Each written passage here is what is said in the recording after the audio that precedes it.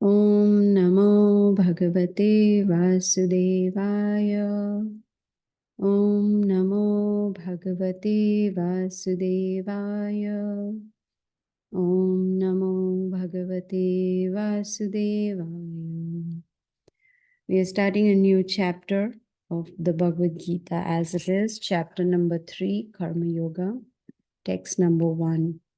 Arjuna Uvacha Jayasi Cheta Karmanaste Mata Buddhir Janardana Tat Kim Karmani Ghorimam Niyojayasya Keshava.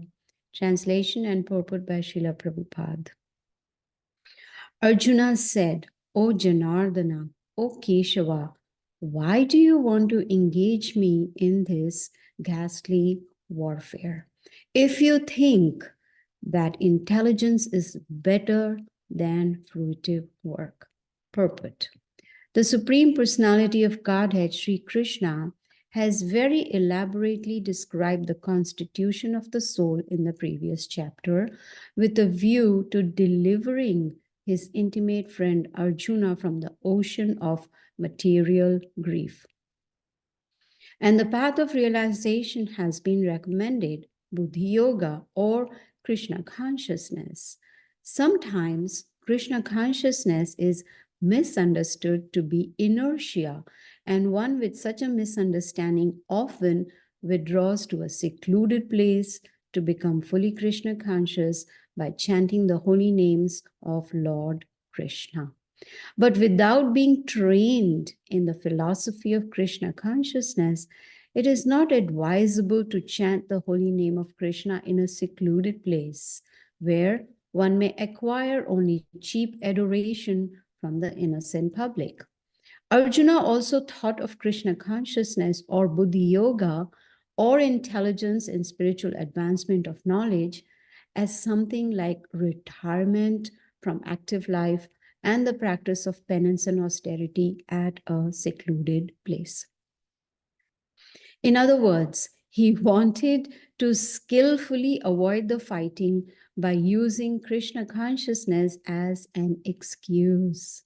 But as a sincere student, he placed the matter before his master and questioned Krishna as to his best course of action. In answer, Lord Krishna elaborately explained Karma Yoga or work in Krishna consciousness in this third chapter. Om Agyanatimirandasya Gyananjana Shalakaya Chakshur Unmilitam Yena Tasmai Shri Gurave Namaha. So you see, this particular chapter, Karma Yoga, is very good for us to understand. Why? Because then we will know what actions need to be performed and what actions should not be performed. Very, very important, because if we don't do that, then we will be indirectly in trouble. Let's put it that way. Because if we are doing wrong actions, we'll have to face reactions.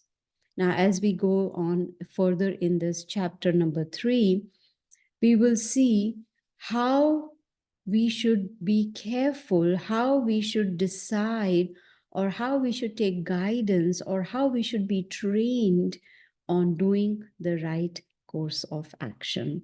So from here we can see, like in chapter 2, the previous chapter we did, we learned the difference between body and soul. The basic foundation of the knowledge of Bhagavad Gita, that I am not this body, but I am the spirit soul. And we saw that Arjuna, he's lamenting. He is sad, he's morose, he's in grief because he's standing in front of his relatives who are ready to fight against him. So he is in grief, and Krishna is giving him this knowledge of Bhagavad Gita to deliver him from grief. Now, we all have experienced in this material world, we also sometimes, or most of the times, are in grief. You know, we face miseries, we face difficulties, problems. So this knowledge of Bhagavad Gita will help us to deliver us from that grief. So that is why Krishna is recommending to Arjuna to do Buddhi Yoga. What is Buddhi? Buddhi means intelligence. Yoga means connecting with the Supreme Lord. So we build a relationship with Krishna using our intelligence. Now, in the purport, Srila Prabhupada explains that what Krishna is explaining to Arjuna about Buddhi Yoga is the same as Krishna consciousness, which means we perform our actions in consciousness of Krishna, which means we follow his instructions from the Bhagavad Gita. That is what Krishna is explaining to Arjuna, that you perform your activities as per my instructions in Krishna consciousness. That is Buddhi Yoga, very, very simple. But it is important to do that in association of devotees. Because if we are all by ourselves, alone, in a secluded place, we can be misguided. I always give this example. If I'm driving on the highway and a policeman, a cop is sitting with me in the car, will I break any rules? I will not. Why? Because the cop is sitting next to me. I will be conscious that there is an authority sitting with me. So I will not go wrong. I will follow the rules of the traffic. I will stop at red light. Of course, I should do that even if the cop is not sitting with me, right? We should follow those rules and regulations. So here, if we are in association with spiritually minded people, like minded people, those who are wanting to understand Bhagavad Gita, then it'll become easy for us to become conscious of Krishna. So, Buddhi Yoga actually means using our intelligence in Krishna consciousness. But as Srila Prabhupada says in the purport, training is essential. Well, training is essential in any field. If I want to learn software, dancing, music, art, painting, anything, any field, training is necessary. Of course, knowledge and training both are required. So why not in spirituality? Why not? Why don't we need training? We definitely need training even in becoming conscious of Krishna. So here in this question of Arjuna, we can see his thought process. He's thinking that Buddhi Yoga or intelligence in spiritual advancement of knowledge is equal to retirement. Excuse me, retiring from family life, retiring from material life, retiring and going maybe to the mountains, to the Himalayas, to practice austerity in seclusion. Excuse me. I'm sorry, I'm not feeling too well. So he thought that if I go, far away to a secluded place, and not be bothered by anybody, that is advancement in spiritual life. Actually, Prabhupada mentions in the purport, he's skillfully trying to avoid fighting in the war. That's very smart of him. He's finding an excuse why he should not fight against his relatives, not realizing that his relatives have been irreligious, not realizing that even Krishna wants this Mahabharat war to take place. But a sincere student, someone who is sincerely and seriously trying to understand the purpose of human form of life, that sincere student must inquire, what is the best course of action for me. You see, if we go by what our mind says, our mind will tell us 1,000 or million things to do which may not be right. I don't know, there are thousands and thousands of thoughts that come in our mind on a daily basis in 24 hours. All the waking hours that we have, the mind is constantly working. So if we are sincere students of Bhagavad Gita, then we will inquire. We would want to know what is the right form of action for me. So that is why, for our benefit, for benefit of Arjuna, Krishna will now explain karma yoga. or it is also called Buddhi Yoga, or it is also called action in Krishna consciousness, which means we work in consciousness of Krishna. So now Arjuna is also asking, why are you engaging me in this ghastly war? Why is he asking that? Because he's bewildered. He doesn't know what is right or wrong. He has so many doubts. And because he has so many doubts, he's asking questions so that Krishna can remove all these doubts of Arjuna. Now, in the very next verse, Arjuna is inquiring again. He's asking a question because he is wanting to remove all the confusion. He wants to know if or when or how or if Krishna will give him instructions so that he can, fight this war in a very organized way. He actually wants Krishna to give him an organized outline of path. Of course, Krishna is not, his intention is not to confuse Arjuna, but he's actually clearing the path of Krishna consciousness for Arjuna. In other words, for us also, because we also get bewildered, we also get confused, we are many times in grief. And but if one is serious, like Arjuna was, in understanding the Bhagavad Gita, only then this confusion will be removed.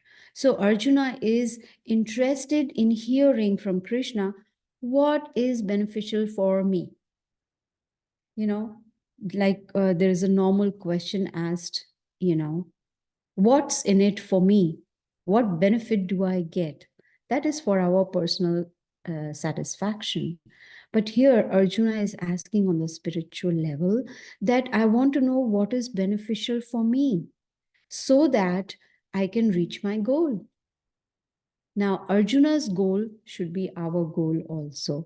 How can I find out what is beneficial for me? Most people, they don't know what is right, what is wrong, what is beneficial, what is going to be harmful. Most are bewildered. Why? Because lack of knowledge. Without knowledge, it is not possible to figure out what is the right course of action. And most people are unable to figure out, and most people don't even know the answers are there in the Bhagavad Gita. You see? Most don't know, why am I suffering? How should I end this suffering? So here, Arjuna, he wants to hear systematically. Just like when we send our children to school or college, it's a systematic study. They first go to kindergarten, then first grade, second grade, third grade. It's not from kindergarten, they jump to fifth grade and then they come back to second grade and then they go to the ninth grade. No, it's systematic. Even the education, academic knowledge also is learned systematically. So why not spiritual knowledge? So Arjuna, he wants to hear systematically so that all his confusion can be removed.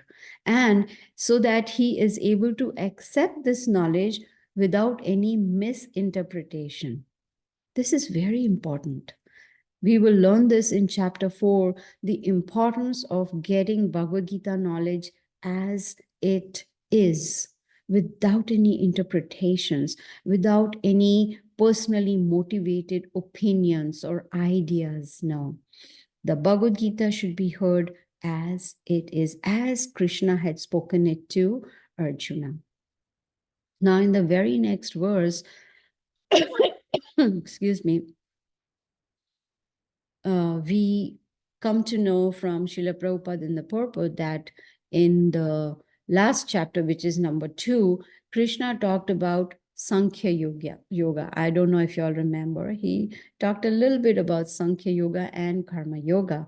Now, Sankhya Yoga, what is it? It's an analytical study of the nature of matter and spirit.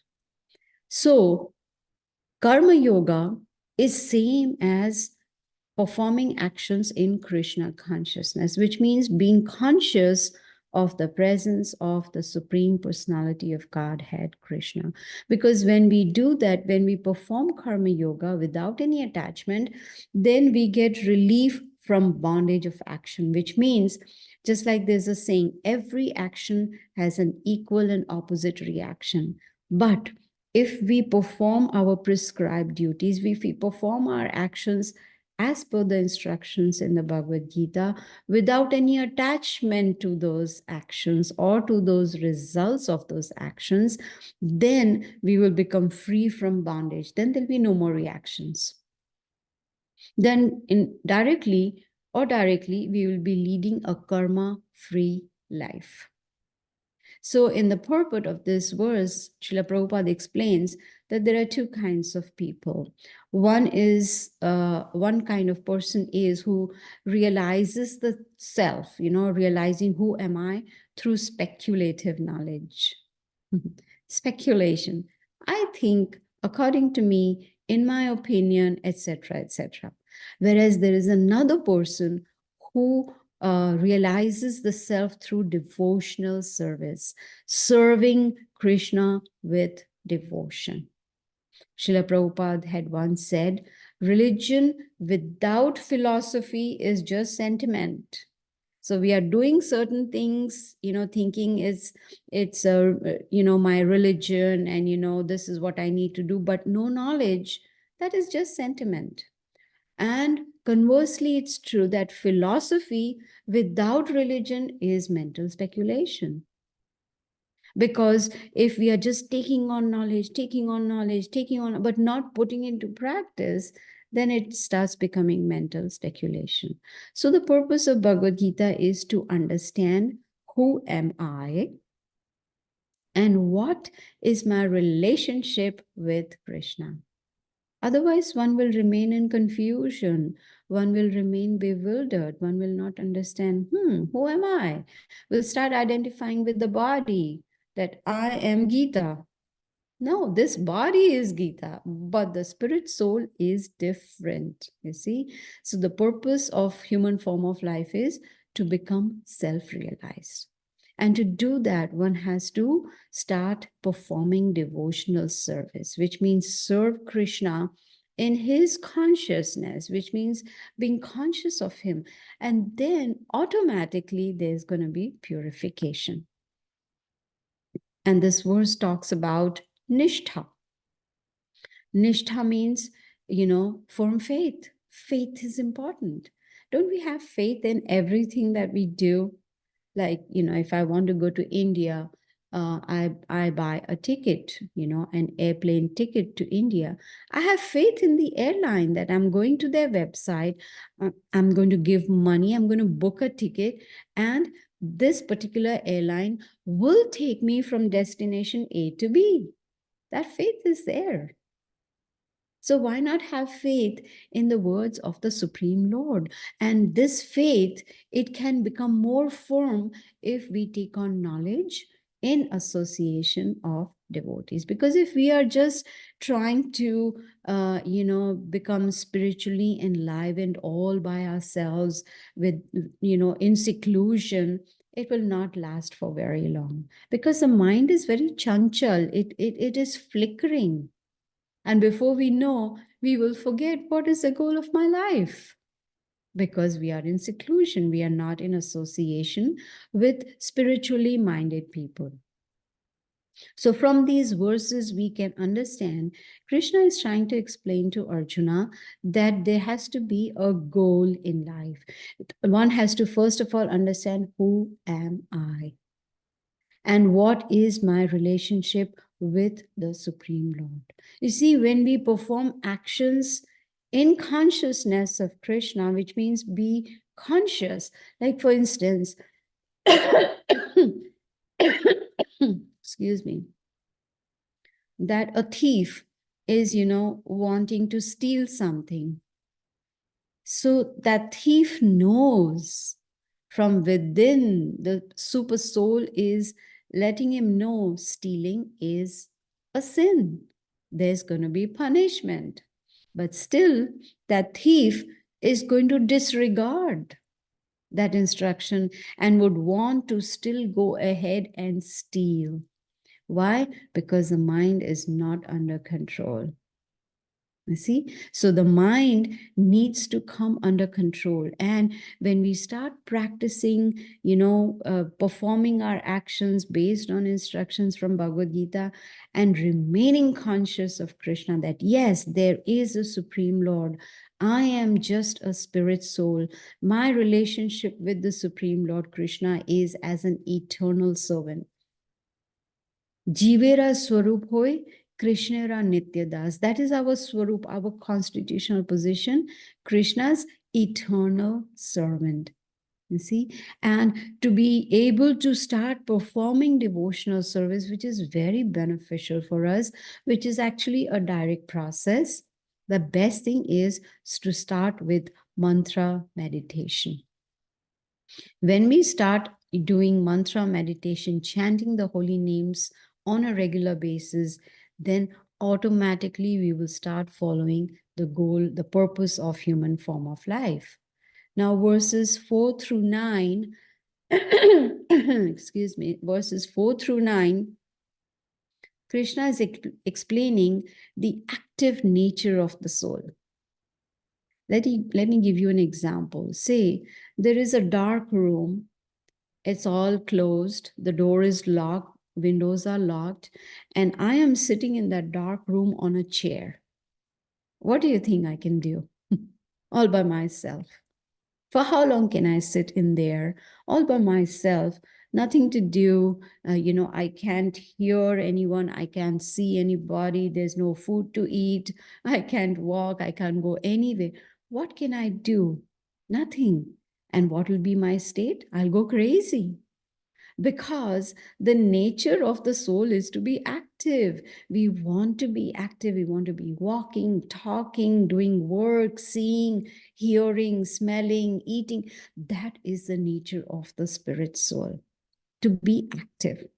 Inactivity is not an option for us, you see. But if we are active, if the nature of the soul is to be active, then why not make sure that our activities are directed towards purifying ourselves, purifying our mind, our senses, our intelligence, our body, by following prescribed duties, right? Just like when I have a disease, let's take an example. I have an ailment. Christina also has an ailment. We both go to the same doctor. We both have different ailments. I have ailment A, she has ailment B. We both go to the same doctor. Is the doctor going to prescribe the same medication for both of us? No, because our ailments are different.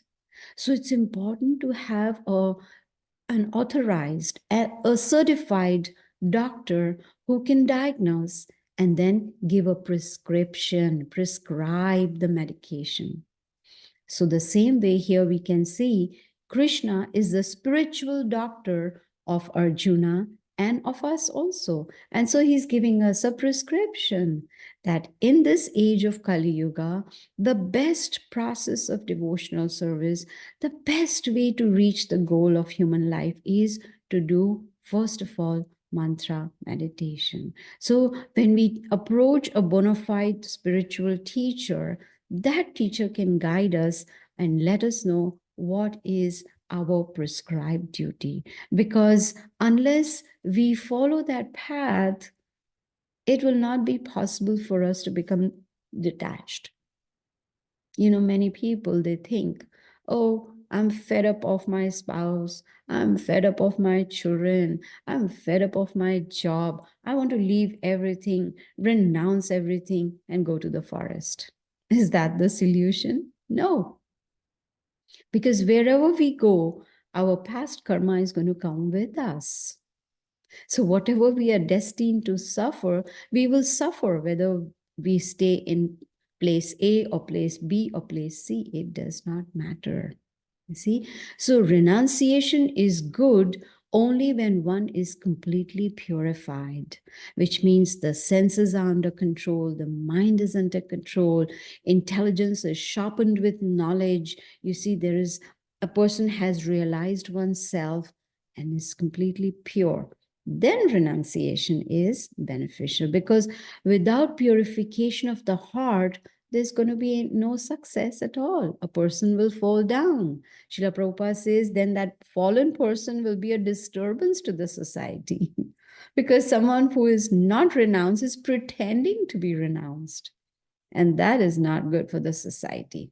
You see, so one should take up this process of devotional service so that we can purify ourselves and gradually overcome great difficulties. Krishna says in the Bhagavad Gita that those who perform devotional service to me, they gradually overcome great difficulties. He's there within our hearts as super soul, and he's there to guide us, to help us. You see, uh, most people forget that this material body, it is moving and it is doing all different things, like hands are, picking up food and eating, eyes are seeing, ears are hearing. How is that possible? It's possible because the spirit soul is inside this body. The moment the spirit soul leaves the body is dead. It's not going to do any activity. It cannot do any activity.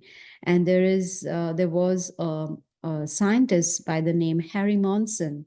He had done research and he found out the value of the dead body is $5.60. Who's going to buy a dead body? Nobody. It has no value at all. It had value as long as spirit soul was inside that body.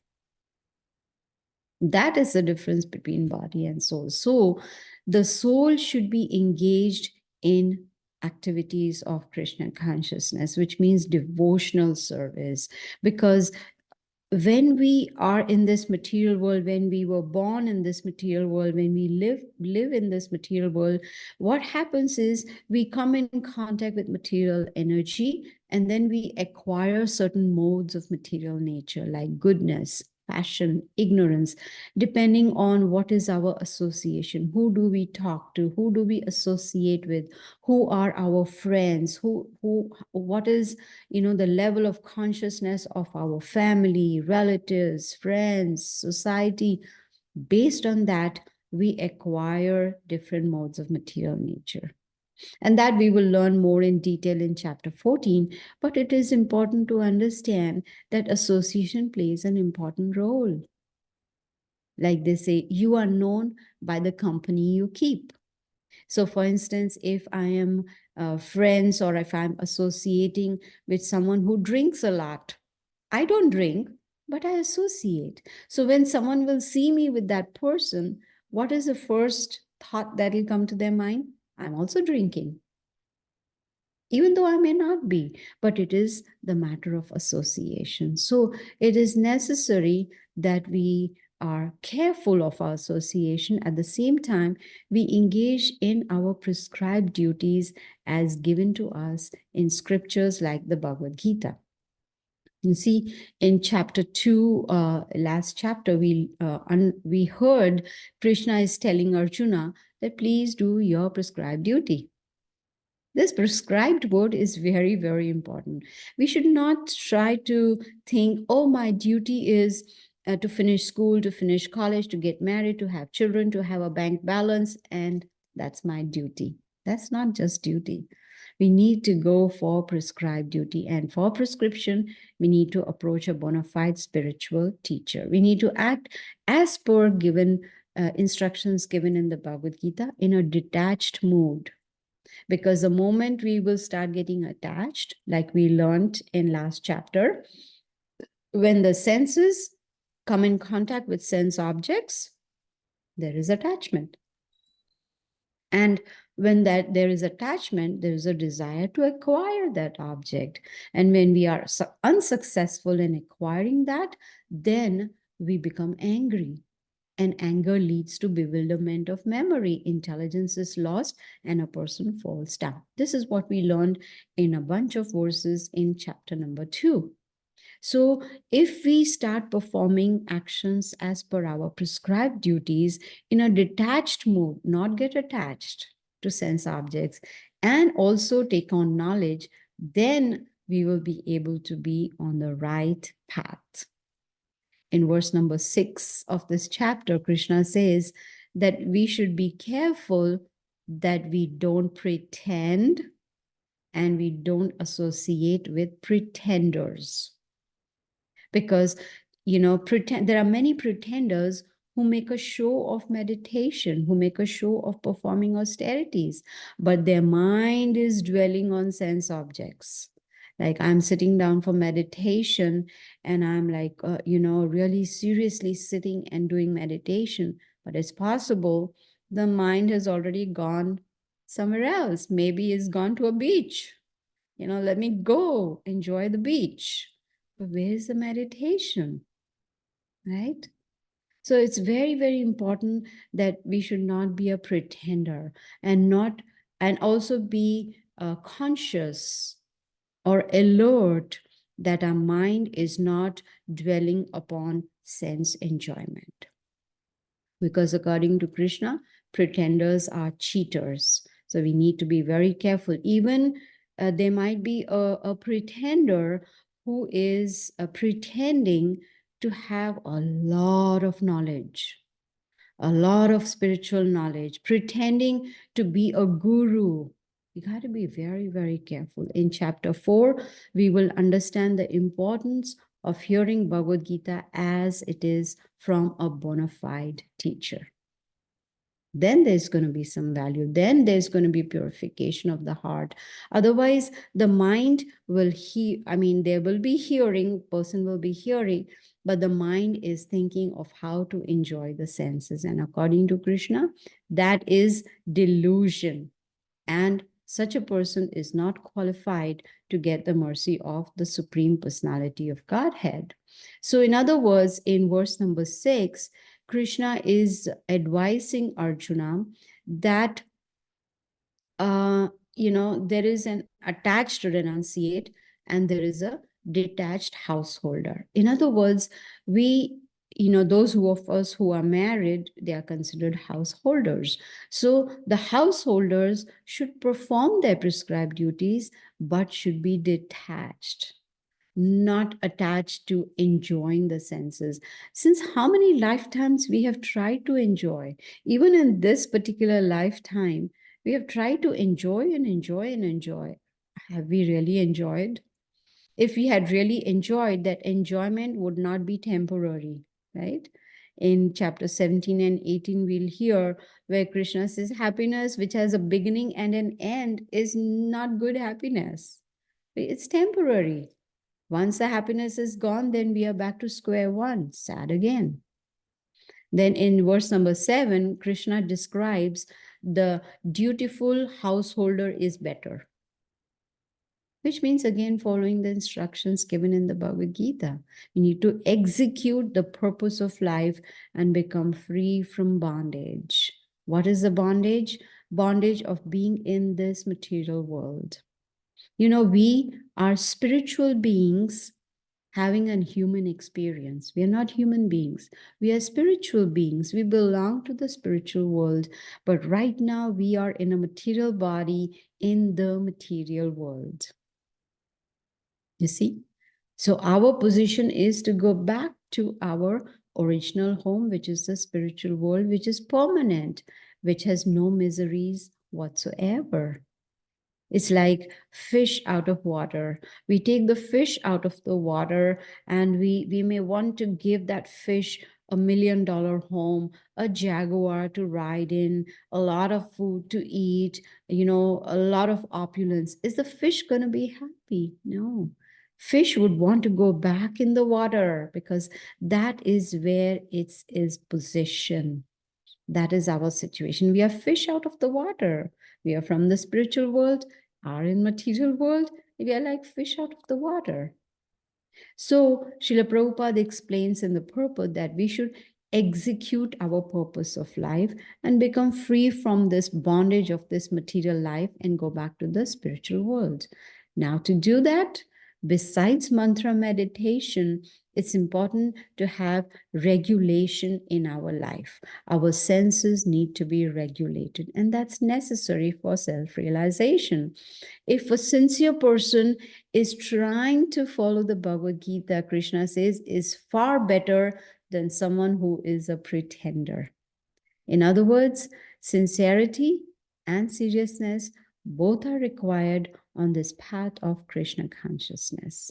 And to be on this path means we need to control our mind, need to control our senses, purify them with the help of regulation. Like last time also, I talked about the 4 rules and regulations, right? So when we follow those 4 rules and regulations, then we will be able to start controlling our senses, because the purpose of this human form of life is to free ourselves from the cycle of birth and death. You see, we have been reincarnating over and over and over and over again. Need to put a stop to that by leading a regulated life.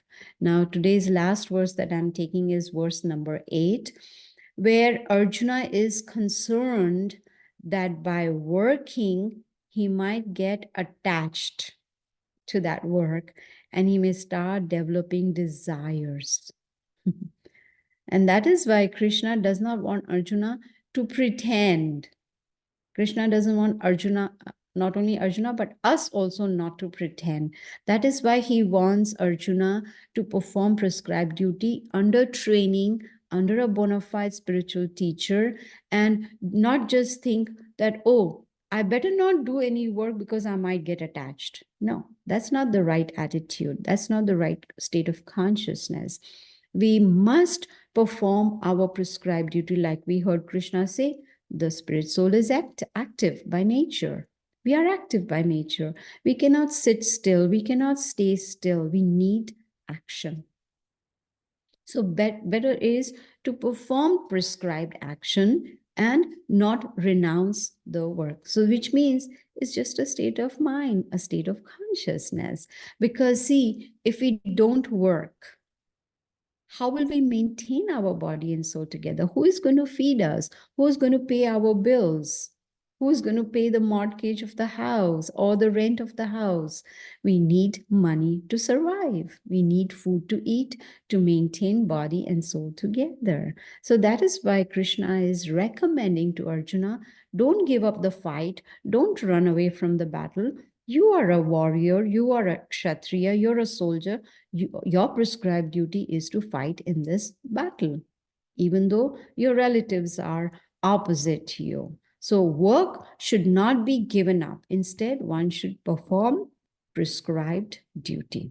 You see, that's important. So because Arjuna is so confused, Krishna is trying to remove his confusion and guiding him towards doing his prescribed duty. He doesn't want him to run away from the battle, but instead perform his prescribed duty under guidance of Krishna with full knowledge.